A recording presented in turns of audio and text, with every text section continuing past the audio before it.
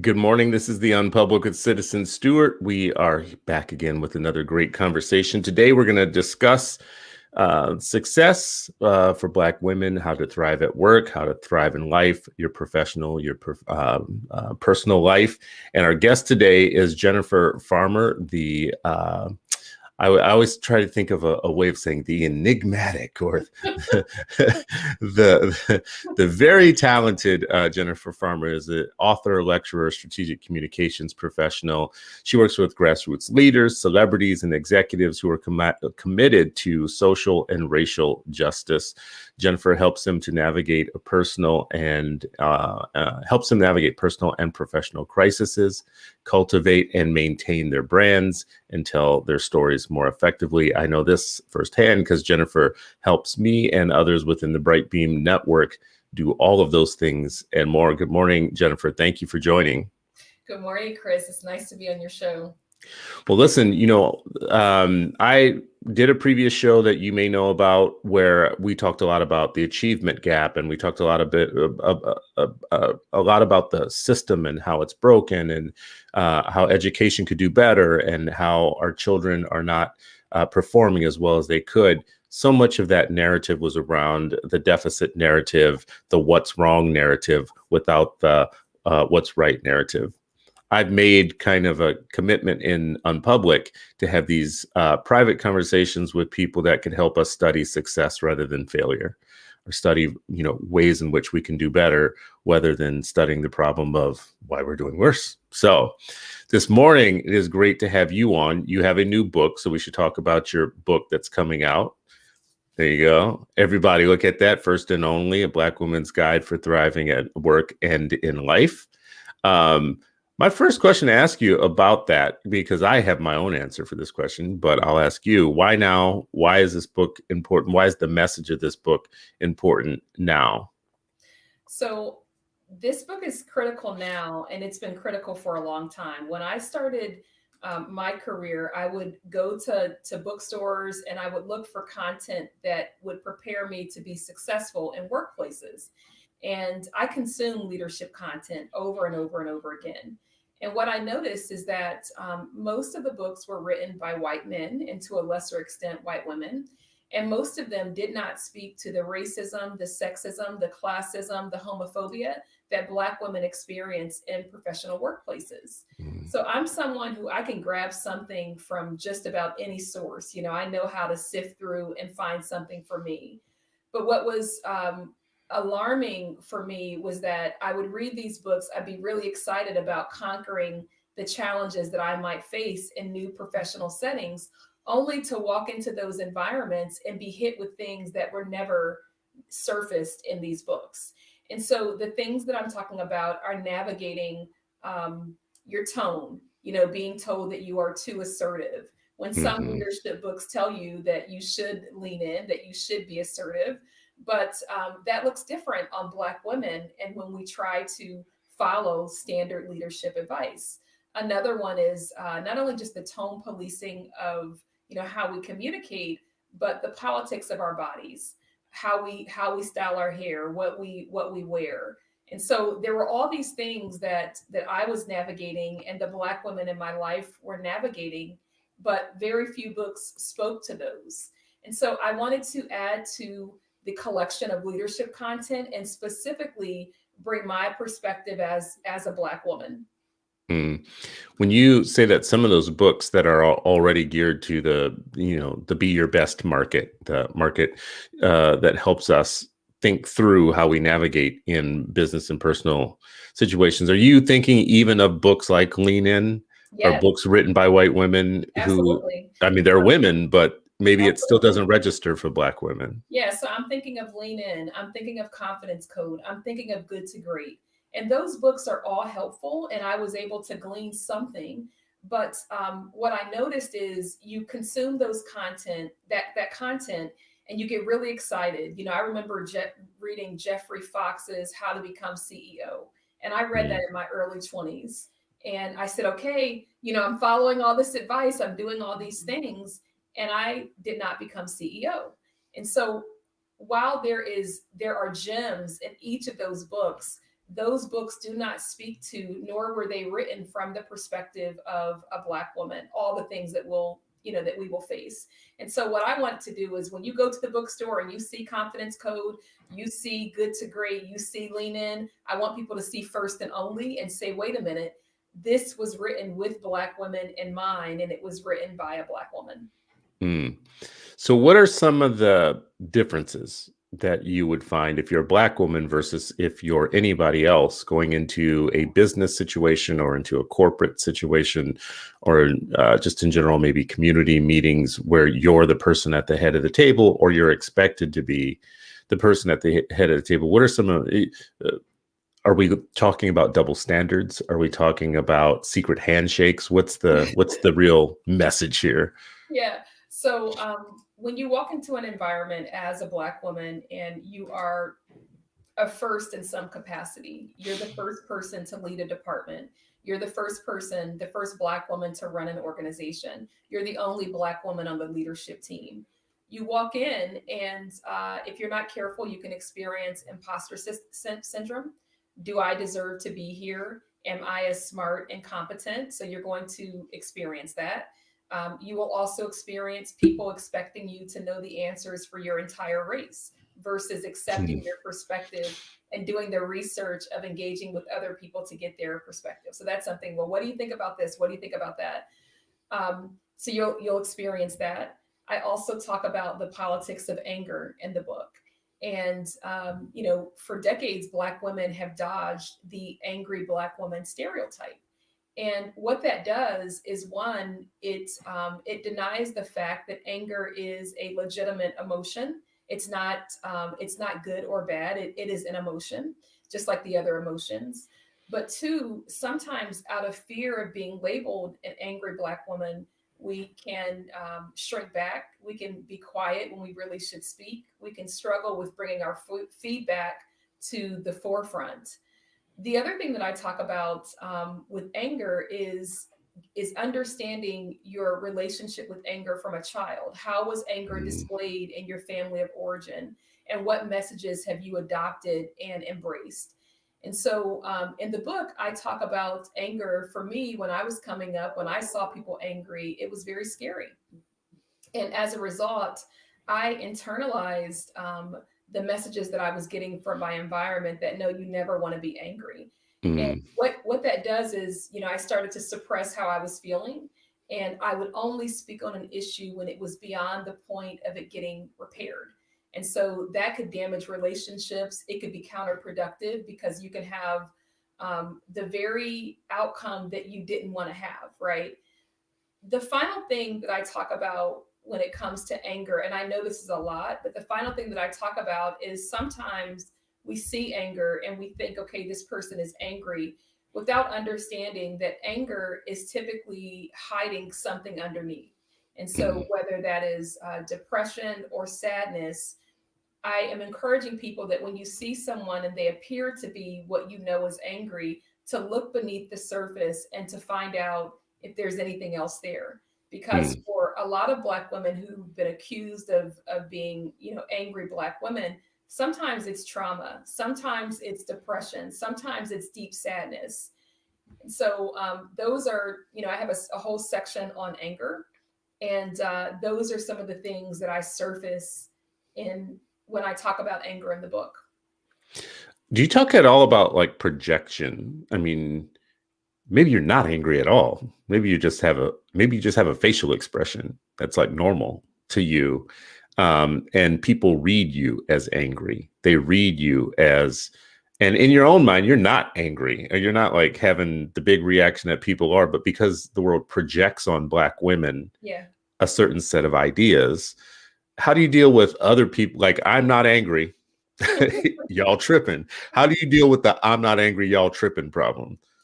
So, that's very fascinating. There was a thread on Twitter last week, or maybe last week, and it talked about direct communication and how some of us were raised to be direct, to cut through the filter and to say what we mean, and how in some workplaces that can be perceived as threatening. It can be perceived as anger when really, no, I'm just communicating with you about how I feel. And Hmm. so when you say projection, the way that I talk about projection is feedback. And when we receive feedback, the importance of shifting through that feedback and discerning what is real and what is being offered based on that another person's distorted perception, or based on, how they view the world, or their lack of cultural competency when it comes to Black women.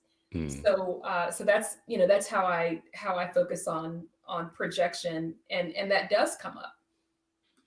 Do you think at all about how we start early with girls, like with Black girls, helping them be assertive, understand, and assertive? I don't know, I don't even know what the terms are, Jennifer, because in some ways I say like help our young girls. I want my daughter, who I have a daughter upstairs right now, I want my daughter to be assertive. Yeah, I want her to set the rules, set yeah, the game. I don't want her to be some little wilting flower in somebody else's room. But it seems like all the messages you will get, like the tone policing, watch how you say things, yeah, be small in big spaces type of thing. And yes, that's not what I want for my daughter. That's like yeah. the opposite of what I want for her. But that could come with consequences, right? It can definitely come with consequences, and this whole conversation is really fraught because the life skills that you need to navigate the experience as a Black woman in America, it requires you to be assertive. You need those skills. And so on one hand, we're raising our daughters, especially if we're intentional and mindful with not just where they are in the present, but where we want them to be. And so we're equipping them with the skills, survival skills. And then there are parts of society that don't want to see that, show up in a Black body, in a Black female body. And so I think about this a lot because I have a daughter. She's almost 4, and she has so much personality, and she's very, very, very, very communicative. And she tells me, "Okay, can you ask nicely?" And Hmm. sometimes when she communicates with me, I think, "Okay, how will this play in the world? And what messages do I want to send her?" So that's a piece of it. But in a lot of cases, we raise girls to be nice, to be polite, to fit in. And so, and part of that raising girls to be nice is, we're instilling people pleasing behaviors. And part of being nice is denying yourself. One way that this comes up is, you go to family functions and someone sees a child that's younger than them, a toddler or preschooler, or even, a child that's a little bit older, and they run over to hug the person without even asking the child if they are okay with being hugged. And if the child says no, or draws back, or makes a face, some people will say, "Ooh, well, she has a bad attitude," or "What's wrong with her?" So teaching agency at a young age, I think, is very, very important. Teaching autonomy, bodily autonomy, is very, very important. And even in teaching that, like, we have to understand that there are some people who don't want to receive it and who will try to make it a bad thing when it shows up in a Black body. And my message Hmm. is that we have to persevere anyway. That is such a like an important message that took me a long time to get in life. The thing around, like, I grew up with give your uncle so and so a hug, blah blah, and you just do it. And if you don't, there's something, you're continued to be pushed to do it. And Yeah, it was only as of recent, like a year or so ago, where I started seeing in popular culture this idea of around, no, you don't teach children that you just have to hug, uncle so and so. But it does feel like we send, especially girls, lots of mixed messages absolutely. coming, and then they take those mixed messages with them into adulthood and into Absolutely. professional situations. And in I hear a little of this in what you're saying in your responses, is that there's the you that they want you to be, Yes. right, to make them comfortable. Yes. There's the you that you really are, Absolutely. and are you having to reconcile those two, or having to make trade-offs about who you really are versus who they want you to be? Or are you just doing Dave Chappelle used to have this sketch called "When Keeping It Real Goes Wrong." You and I love that because it showed all these scenarios where people were dedicated to keeping it real, and Right. and then they kept it real. Fired, you got fired. Right. Well, that didn't go so well. That didn't go well. Where are you striking the balance between having to navigate between who you really are, if you're a confident person, and who they want you to be so that they're comfortable? Yeah. In every situation that you walk into, every professional situation, and even within the context of the family, I feel like there's a decision. Am I going to show up and bring my full self? And then when I feel resistance based on who I am, or when I feel resistance based on my unwillingness to conform, how do I handle that? Mm, And we say a lot in this society about, be your full self. We say that, but we don't really mean it. In a lot of parts of the American culture, we want conformity. In fact, we teach it in schools and we teach it in our families. And the person who resists, the person who attempts to march to the beat of their own drum, in many environments, that person is ostracized. Oh, she's different. She's mm, weird. Oh, she's difficult. Don't even bother going to her. She's difficult. You're never going to get buy in. And we do this, I think, in every industry. We do it in politics. We do it, within our families. And that can be very, very difficult. I remember one of the first times I took a stand in my life. In my family, you were rewarded if you did what other people wanted you to do. You were seen as the good one. You were seen as the blessed one. And I remember when I left for college, I grew up in a very religious environment, and we went to church probably 6 of 7 days of the week, oh right? wow. So we always went to church, and that was on my mom's side and my father's side. And I remember I went to church, but I always felt that it was an obligation, right? And so I go to college, and naturally I found two churches, and one church I really enjoyed going. I looked forward to Sunday. I met the pastor and his family. They were very loving. I met another couple, and they adopted me. And when I say adopted, they were like my parents when I was away from home. And they would take me to their house in the suburbs, and I would spend the weekend, and they really made me feel welcome. And so I experienced a new type of relationship with religion. And I realized the oppressive religion that I experienced coming up, I did not have to keep that. And when I went back home for the summer, I started pulling away from the family church. And I remember one of the hardest conversations I had to have was telling my aunt, who was a pastor at the time, that I was going to go to a different church. She Mhm. was not happy. And I felt for a while, okay, am I doing the wrong thing? Am I ungrateful? What's wrong with you? Why can't you go to this church and like it and just shut up? But it was not for me. And I remember saying, okay, well, are you going to be who you want to be? Are you going to do what you feel? Or are you going to just go along with what will make the family happy? And so I chose, nope, I'm going to find a church that I like. And until I find a church where it doesn't feel oppressive, I either won't go. And that was difficult. It may seem small, but when you grow up in a religious family and you tell your family of origin, no, I'm not going to your church anymore. I mean, Mhm. that was big. And there have been various professional environments where I've walked in, and it's been very clear this is who they want you to be. And that can be hard when your natural self is saying, no, we don't really believe that. We don't really subscribe to that. Or why don't you just tell them how you feel? And then you realize, Mm. well, maybe you need to think about when you tell them how you feel.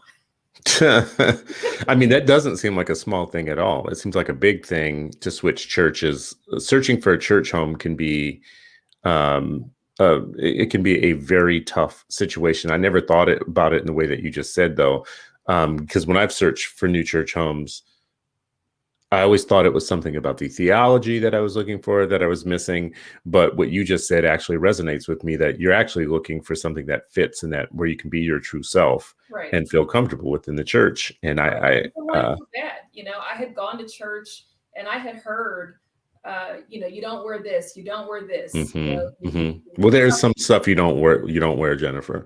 I mean, not everybody can wear everything. I just want that should be a rule of church. Not everybody can wear everything. When you have a long list of don't do this, don't do this, and I said, okay, no, this doesn't feel good.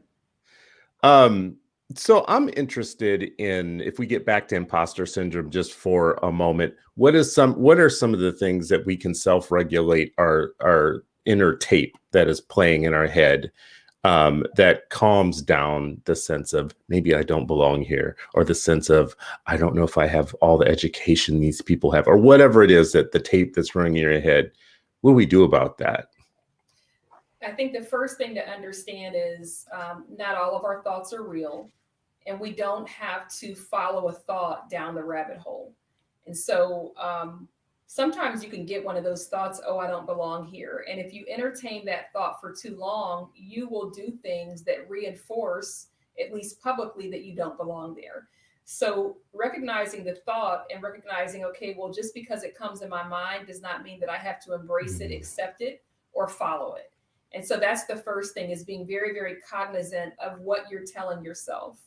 And if you find that the people around you are sending you negative messages, and when I say the people around you, I mean specifically your circle of family and friends, are sending you messages that play into that tape that's not helpful, then you need to think about having some relationship changes or limiting the amount of time that you engage with those people. So that's the first thing, is understanding that all thoughts are not real. And just because you feel a certain way does not mean that you have to act on it. And then the other thing that has helped me when I felt like, when those thoughts have come up, is understanding that by virtue of breathing, I have immense value. And so if I never perform another thing in my life, I'm still a being with immense value. I still have a perspective that was shaped by my life experiences. And wherever I go, when I come into that room, I have a perspective to offer. And that's the truth with any of us. And so, and really leaning into that, I worked with healthcare unions for a long time. And I would meet with the nursing home workers and the healthcare workers. And to a person, each person had something to teach me. Each person had something that I could glean from. So understanding your inherent value as a human being, that it has nothing to do with what you produce, but just by virtue of you being here is important. And then, the other thing that I have done when I have questioned, maybe they were right, or, when I've had those questions, is I go to people who really, really know me. And I say out loud, here's what I feel, or here's what happened, and here's where it's leading me. And my good friend, Teresa Todd, she will sometimes say, okay, what was the thought that you had before you started feeling this way? And then we'll talk about it. And then I have another friend, Amanda Hoyt, and sometimes she'll say, and the first time she said it, it really caught me, but I was telling her how I felt, and I was talking about, some challenges at work. And I had gone down the rabbit hole. I didn't catch the thought, and I went all the way down the rabbit hole. In fact, I couldn't even see above ground. And so I was talking to her, and she said, hey, don't talk about my friend that way. And at first I was looking around like, who is she talking about? And then I realized she was talking about me. Wow. And that was so powerful for me, because I said, okay, well, would I allow someone to talk about a friend the way that I'm talking about myself? And so now I just try not to go there. And if I make a mistake, and I do all the time, I try to forgive myself and to think about, okay, well, what's the lesson that I could learn from this? And what can I do differently going forward? That is so powerful. I mean, that is like amazing. The idea that you have an internal hater. Yeah. Like, don't listen to your internal hater. Yeah, don't listen. And, that's deep. Chris, years ago, I used to run a lot. And I ran like maybe 5 days a week. And running, if you tell yourself negative things while you're running, you will stop. Right. And so me and my running buddy, we decided that we wanted to name our inner voices. And so, I named mine Judge Jenny. And so, and so we'd be running, and she would say, "How are you feeling?" I said, "I don't know. Judge Judy is acting up." And she said, "Well, you tell her X, Y, and Z." And then she had a name for hers. And Mm, by naming that inner judge and that inner critic, I was able to say, okay, well, that's not all of me. That's a perspective, and I don't have to believe that perspective. mm. My internal hater always talks about running the same way. You either run from something or to something. If it's not neither of those things, you ain't running. Yeah. There ain't no need to run. Yeah. But actually, that is so powerful because the idea that you can be your own worst enemy at times. Sometimes your hater is talking more than anyone else in the room is. So you're reading the room as maybe hostile to your talents, and they're Right. really not. Right. Right. Wow, that is so Definitely. deep. Another thing I got out Definitely. of that message was that you might have different kinds of friends for different types of advice or different who know, like it's one thing for a person to know you very well. It's another thing for the friend who understands the work that you do and knows you very well Mhm. versus, so you might call somebody with say like a personal relationship issue, you might call person A because that person knows you better in that venue. If you're a corporate person dealing with other corporate people, you might need a person who has been down that path a little bit. Absolutely. And Yeah. that's one of the reasons that, when you talk about mentorship, you need a mentor, but then you also need a technical mentor. And the technical mentor is, they've had similar experience. They've walked the path that you're walking. And Hmm. maybe they're Hmm. miles ahead of you, but they've been on that path. They understand the nuances of your job, the nuances of your industry, and they can provide incredible guidance and expertise versus just a regular mentor who can give you overall guidance, but they may not be able to speak directly into the professional situation that you find yourself in. Mm. So your book is helping prepare a Black woman for being in these different situations in life and in professional life and personal life, I should say. Yeah. I want to ask you kind of a tough question around, let's stick with professional life. You're a Black woman in your professional life.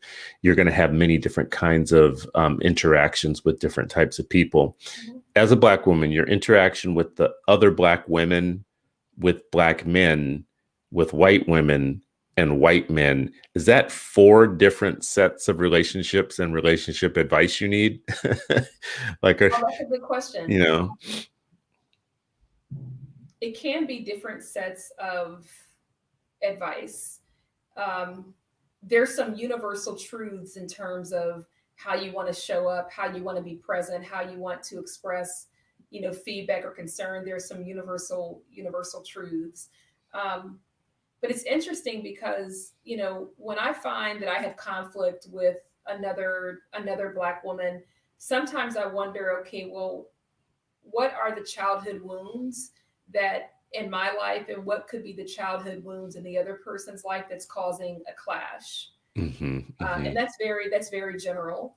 And then sometimes when I have conflict with my white girlfriends, sometimes it is around culture, and sometimes it's around just us having a different lens. And I what I commit to my white girlfriends is, I'm in your life for a reason, so you're going to hear all about race, and I'm going to tell hmm. you how something sits with me as a Black woman. And that's my covenant to them. And then when I'm in relationship with Black men, I'm in a situation where I have a number of male clients and also male friends, and I appreciate that. And I Mhm, appreciate mhm, that because I'm not married, and I appreciate being able to have relationships with the opposite sex that brings something into my life. So so yeah, I think you need something unique for each relationship. yeah, I mean, when you say bring something unique into your life, sometimes the unique things that they might bring into your life is, especially in professional settings, aren't all positive, right? No, Um, I mean you know, sometimes it's not all positive, and I'm very self-reflective, and I'm a people watcher. I listen. I pay attention to how people show up and how they engage. And you know when I feel like I need to say something, I do. But Hmm. yeah, it's interesting. And one of the reasons that I try to have to be intentional about having different types of relationships across gender, relationships across race, and also relationships across sexuality, is because you only know what you know. And I see the world through my perspective as a working mother, a single mother, a Black woman, a middle class woman. That's my orientation.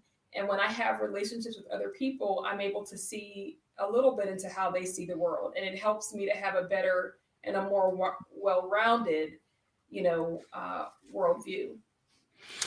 One of the points that you make in your book is that the world that your mothers and grandparents lived in, grandmothers, is not the same world that you're stepping into today. So the world might be different for the way that you as a Black woman are going to enter the workplace now today. How is it different though, in that, like, for a Black woman, I'm still trying to get down to the bottom of this. Like, this is my male brain trying to work this out. Like, it feels like Black people, just in general, Black men and women, are experiencing kind of a need to clarify their thoughts, to be more confident, to think of themselves in the workplace as fully equal to everybody else and whatnot. So why Black women, Jennifer Farmer? Why not all of us? I'm going to all lives matter you here. Yeah. What about, what about me? Yeah, I'm going to resist the all lives matter. Okay. The reason that I'm going to resist it is because, one, I speak from my social location. I don't know what it's like to be a Black man. I don't know what it's like to be a lesbian woman. I speak from my social location, and I offer that in a sense of authenticity. This is who I am, and I'm not going to project or pretend. And then the other reason why I selected Black women specifically is because there's not a lot of research from Black women on what our experiences are.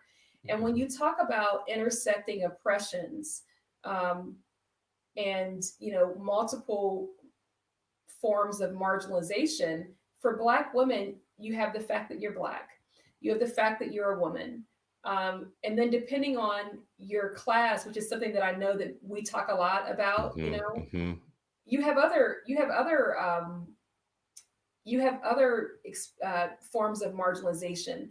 There was a period in my life where going to church on Sundays was the most lonely, because I was a single mother and in an environment where there were many, many married couples, and they talked and they saw married people. They did not always do a good job of seeing single mothers.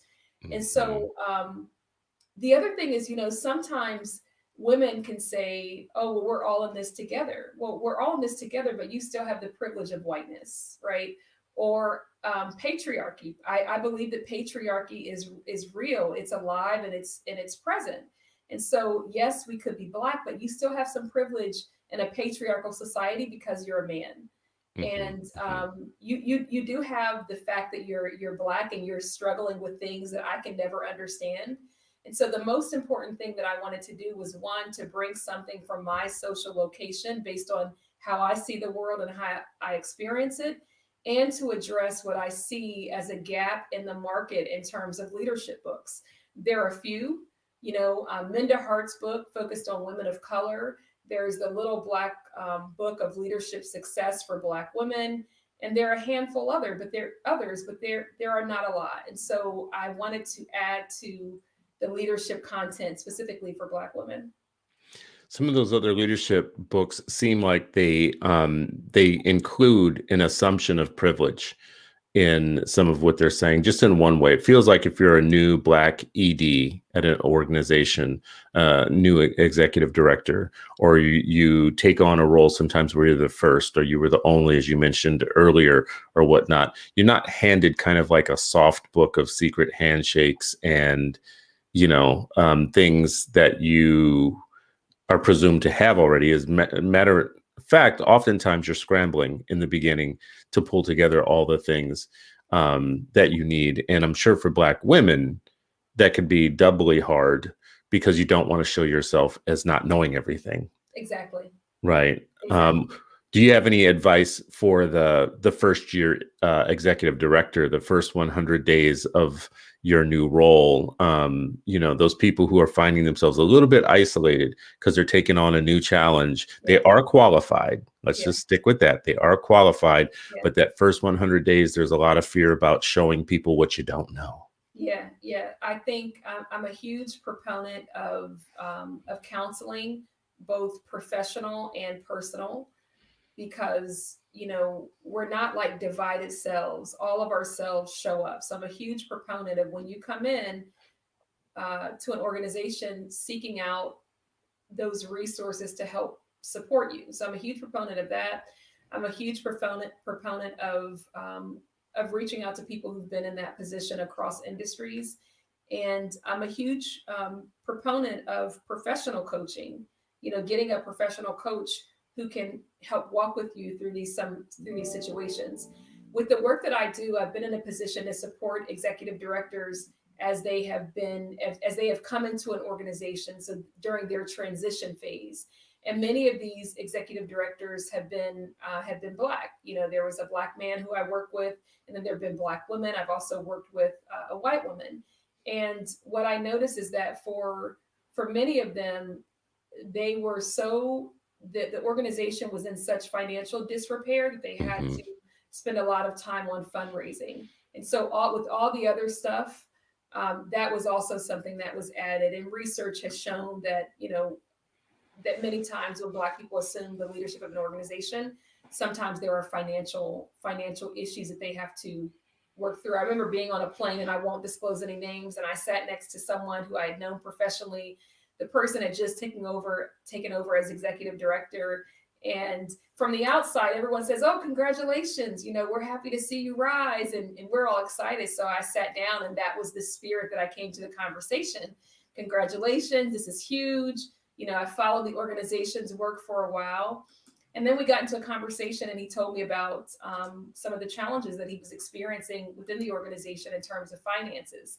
And it really, really blew me away, because that was not of course, you don't want to broadcast when you have financial issues, but the public saw one thing, but he was having to navigate something else.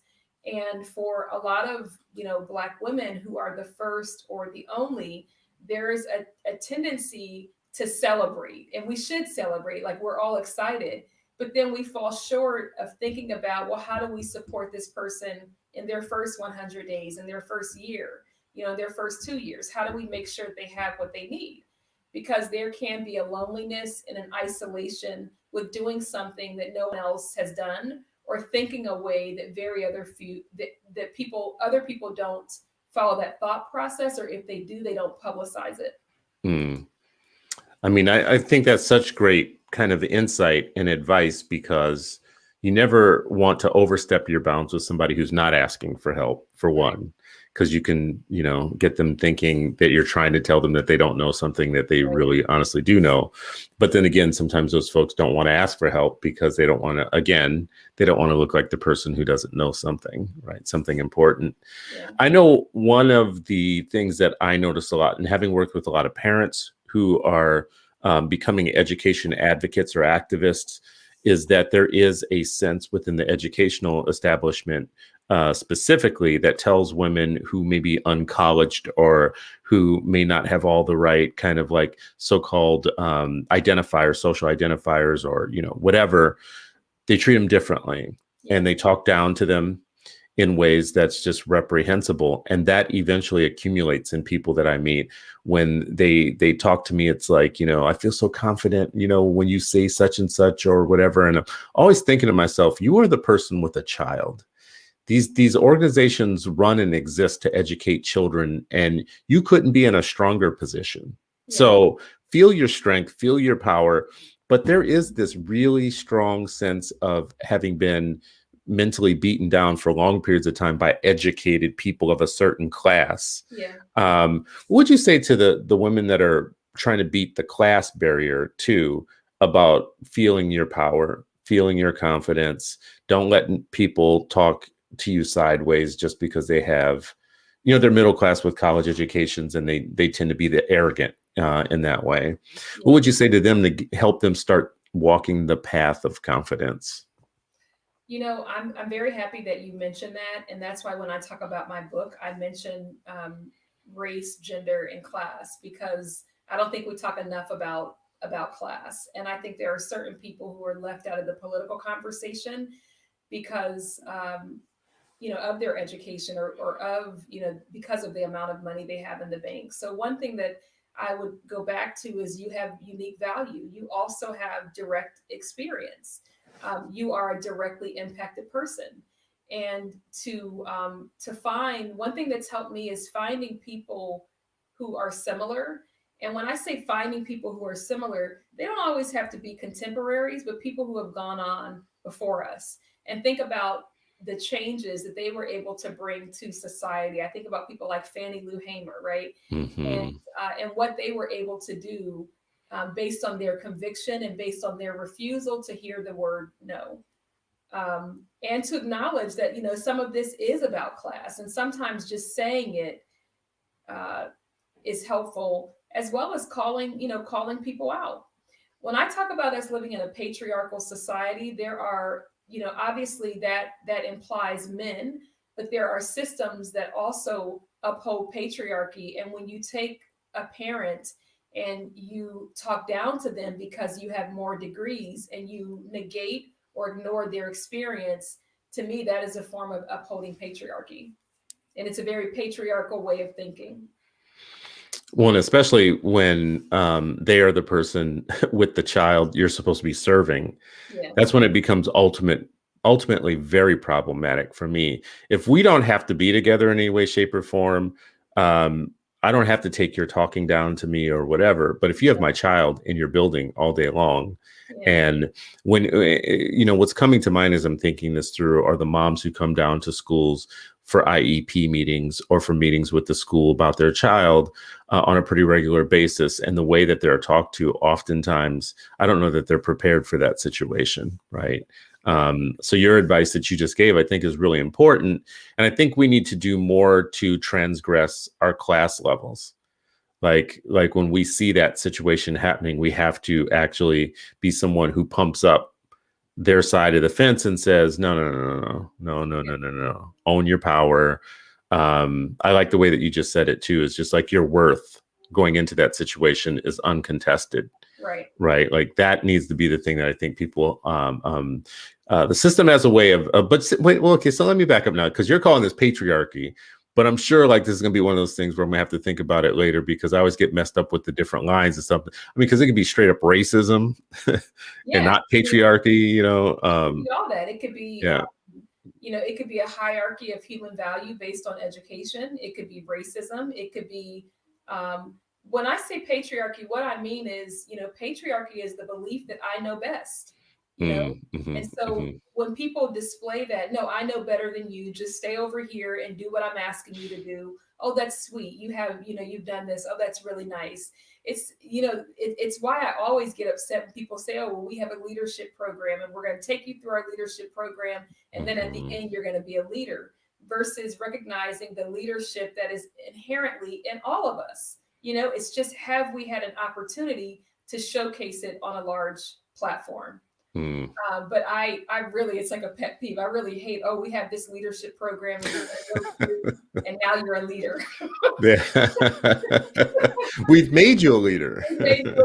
Yeah. When as I'm listening to you talk, I'm thinking a little bit about the other side of this. Like that keeping it real, when keeping it real goes wrong side of this. There will be somebody listening to you, Jennifer, who will say, I am 110% trying to be an advocate all the time, and a sponsor and a mentor or whatnot.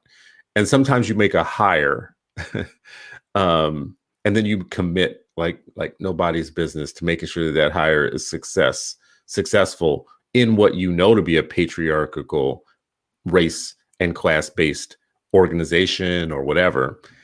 And that person shows out in some ways that here's how I'm gonna like help the question out, because I could go a long way with that. that person is showing out in ways that aren't healthy. It's not because they have imposter syndrome and all that type of stuff. It might be that they don't have enough self-awareness, but I don't know that we've all been trained to be good mentors either. Right. Like some of us have been mentor free. Right. Like have gotten to where we are mentor free and without a lot of door openers. So when it comes time for us to mentor or to be a good person for them, not really skilled in doing it, making it happen. What would you say to that person about helping someone else be their best self? Well, one, I think we all have something that we can teach, and self-awareness, and we all have something that we can learn. You never Mm-hmm, get to the mm-hmm. point where, okay, I've arrived, I've got it. You know, I learn something every day, and I learn from the people who are around, who I'm around. You know, and I think I think to be a good mentor and to be a good mentee is to have a certain level of self-awareness and humility and a willingness to accept feedback. Um, and then if you know when you say someone who's gotten to where they are without mentorship, it could be you have to I think learn to be mentored in some Mhm, ways, and mhm, so mhm. you have to have that experience. You also I'll give you kind of like an example of what I'm okay, thinking of. I okay, once had someone I was seeking advice from, and I just assumed that people had opened doors for him, and I wanted to know, like, what they had did for him, and you know, and he kind of looked at me like with a befuddled look, like nobody did that for me, and I realized that he was part of a group of nonprofit leaders who we kind of have this problem. Let's be real. Let's name a thing. Sometimes we have a problem sometimes with nonprofit leaders in our community that hang on to their job for life type of thing. yeah, And there's no succession plan of anybody else coming up behind them. yeah, So when they leave, everybody scrambles. Oh my God. mhm, But maybe part of it is their insecurity about position. So they weren't mentored. It was more competitive than it was cooperative. Right. So then now we have a generation now who's looking for mentorship and they're kind of like, I mean, his message to me when I asked him about who opened the doors for you and how did it work and, how did you take advantage of those things, whatnot, it was just basically like that didn't happen. yeah. Right. Well, I think that you can learn from anyone, whether or not they co-sign on you learning from them or not. You can Mm-hmm. watch their videos. You can listen to what they say. You can read what they write. You can pick up from them whether they are a willing participant in the relationship or not. You can learn from everyone, and whether it's called a formal mentorship or not. When it comes to people hanging on to positions, I look at that. I think about the historical conditions that have made that possible. And so when I think about politicians who've been in office for decades, I think about, okay, well, how they got there and how difficult it must have been, their fear of finding something else, and also society's unwillingness to create space so that you don't have to hang on to one position. Because it is doing a disservice, I think, to future generations. One Mm-hmm. organization that I worked for, the the leader who hired me, he became president of that organization at 28. And when he became president, the rumor is he had been mentored for several years before in order to walk into that position. So Mm-hmm. he had intentional coaching to walk into the position. And even once he got into the position, he was offered so much grace during those initial years to help him develop into a brilliant leader. And the person I'm speaking of was a white man, and I wish that those kinds of opportunities were more readily available for Black people and for people of color. So Mm-hmm. the other thing is I remember moving to DC, and I moved because of a woman who I knew. And in my mind, I thought that she was going to be really, really supportive. And for a long time, I was angry with her because I wanted her to do something that she never signed up for. What she signed up for was to help me get to DC. And it was years later that I said, you know what? She did her job. Maybe that was all that she had the capacity to do. Maybe it was all that she was willing to do. But the fact of Mm-hmm. the matter is, I'm here now. And what I make of the experience is up to me. So she got me here. and I'll do the rest. And there will always be someone who will come along and share with you the wisdom that they have, even if they don't call it a mentorship, even if they don't use that language. One of my clients who is Killer Mike, my editor. And what I've appreciated about him is before the pandemic, I traveled a lot with him and with his team. And so we talked a lot, and I was able to glean a lot based on what he was saying. And it challenged me to think about some things in different ways. Now, I don't know if he ever would have said, oh, well, I was mentoring her, but he was giving me wisdom and I was soaking it up. And so if you were to ask him, he would probably, in fact, he calls me his coach. So if you were to ask him, he would say, yep, she shared a lot with me. And so a lot of times you can pick up things from people just by being proximate, even if they're not using the language that says this is a mentorship relationship.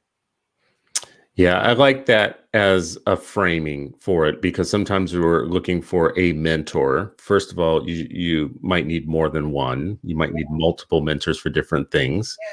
And sometimes we're looking for a mentor and we have an idea of what that is. And what you just said is, to me, the healthier way to go, which is, no, you just need opportunities to learn. And a person in your presence gives you the opportunity to learn. Being proximate, like you just said, I think I've stolen. I just want to be real about it. Like, I just steal from people. Like, I see people at their best, and then I just steal like what I think is so cool about their best, right? Yeah. Like, oh, wow, I see how this happens. Yeah. There's some things we can't do that with. Like, I've had a lot of phone calls and still continue to get them. It's amazed me over the years how this happens. But people who go into new ED roles with things like, how do you do a budget? How do you do a concept paper?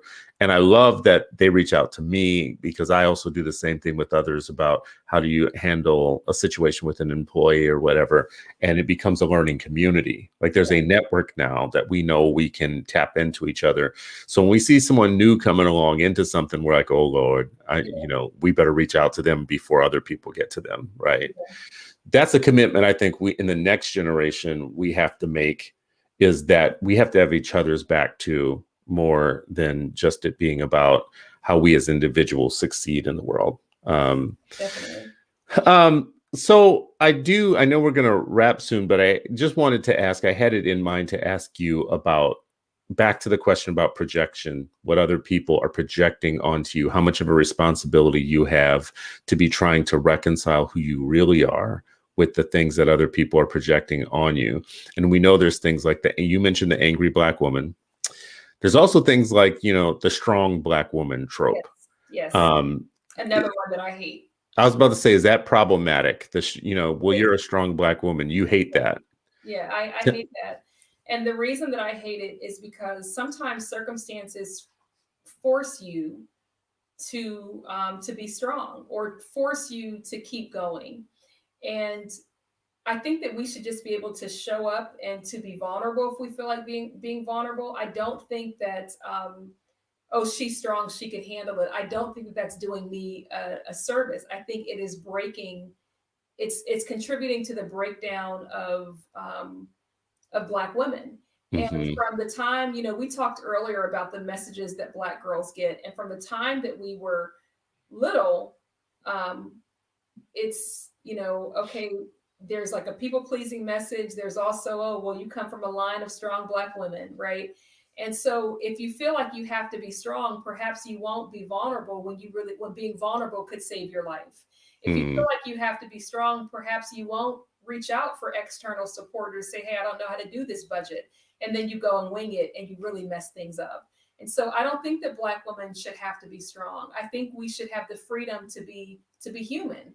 And if that looks like, no, I need to get into bed and just curl up today, or no, I need to sit on my couch and just watch Lifetime and eat popcorn and eat pizza, whatever that looks like. So I don't, when someone says, oh, well, you're strong, you can handle it. I also feel that people are not always good with sitting with one another when we are in pain. And so they do things to get themselves out of that situation. And by saying, oh, well, she's the strong one, or, oh, you're strong.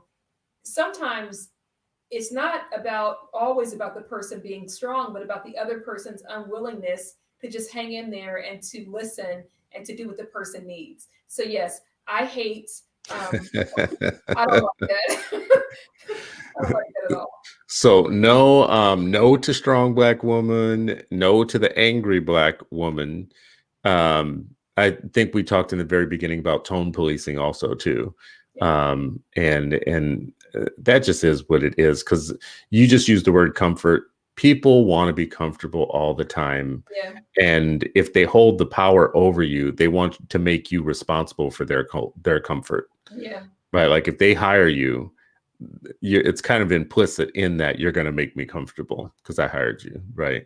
Yeah. And that's not always the case. It's not always the case. And I feel like, I have a responsibility to tell you the truth as I see it. And that is the best way that I can serve you, is by telling you the truth. Well, I appreciate this hour of wisdom with you, Jennifer. I want people to know about your book again, so hold it up again so that people can see the book, because this is the book that we are discussing.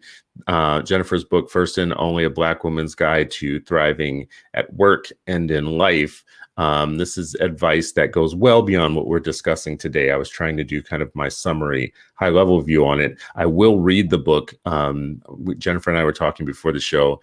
I am very dedicated to electronic books, ebooks. So I will have a copy coming once the ebook is out, and we might have to have you back, Jennifer, to talk about it again. Once we could digest it a little bit and maybe even get it into one of our 8 Black Hands book clubs that we have. And they love to talk to the authors directly. So maybe that would be something that we could do. Awesome. Thank you for having me, Chris. I appreciate it. It's been great. Tell people where they can find you. So you can find me on Twitter and Instagram at PR_whisperer. On Facebook, it's just at PR Whisperer. My website is really simple, jenniferrfarmer.org. And make sure you put that R in there, because there's another Jennifer Farmer, and she's a psychic. And she so, if you just put in Jennifer Farmer, you're going to her page. So make sure you put jenniferrfarmer.org. And for people who are listening and watching, if nothing else, you can always get in touch with me, and I can get in touch with Jennifer too also. So this has been another Unpublic, where we try to unpack private discussions about success rather than always studying failure within the African-American community. We hope that this has provided another level of being your best self, another advice to help you get to the next level, rather than what we too often do, which is study failure and why we're not measuring up. We are measuring up. You are enough. And we need to challenge those tapes in your head that tell you that you're not enough and that you're not measuring up. As always, we hope to see you again. We're here Tuesdays, Thursdays, and Fridays. Tuesdays and Thursdays is General Conversation. And on Fridays, we have Freedom Fridays. And it's Black History Month, so expect Freedom Fridays to be especially great.